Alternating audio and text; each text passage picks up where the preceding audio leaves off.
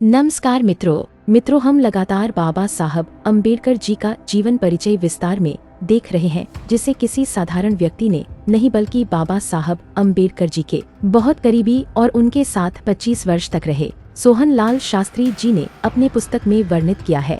अभी तक हमने देखा था कि कैसे बाबा साहब के परिवार का संबंध नागवंश से था और हमने उनके पिता के बारे में भी विस्तार में जाना था। अब आगे की कथा।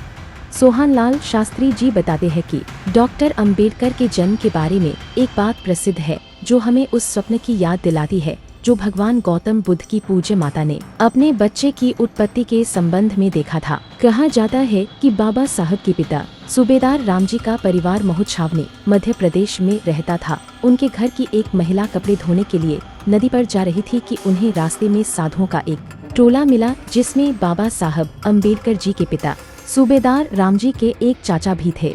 जैसे ही सूबेदार रामजी को पता चला, वह दौड़े दौड़े साधुओं के पास पहुँचे और हाथ जोड़कर अपने चाचा से प्रार्थना की कि वह अपने पवित्र चरणों से अपने भतीजे के घर को पवित्र करे। चूँकि वृद्ध चाचा सन्यासी बन चुके थे, इसलिए उनने घर जाने से इनकार किया, किंतु आशीर्वाद दिया कि जा बेटा, तेरे घर ऐसा पुत्र पैदा होगा जो भारत के इतिहास में अपना नाम रोशन कर जाएगा। तत्पश्चात महुछावनी के स्थान में 14 अप्रैल 1891 को सूबेदार रामजी के यहाँ एक ऐसा लड़का पैदा हुआ जो आगे चलकर भारत की प्रसिद्ध विभूति बाबा साहेब डॉक्टर अंबेडकर के नाम से न केवल अपने देश में ही बल्कि विदेशों में भी ख्याति प्राप्त करने वाले सिद्ध हुए। डॉक्टर अंबेडकर का जन्म उस वृद्ध सन्यासी के वरदान और आशीर्वाद के रूप में साकार हुआ। डॉक्टर अंबेडकर की माता भीमाबाई एक अमीर घराने की बेटी थी। इस परिवार के अधिकतर व्यक्ति रामजी के परिवार की तरह सेना में नौकर थे, अतः यह घराना भी कबीरपंथी था। जैसा कि पहले बताया गया है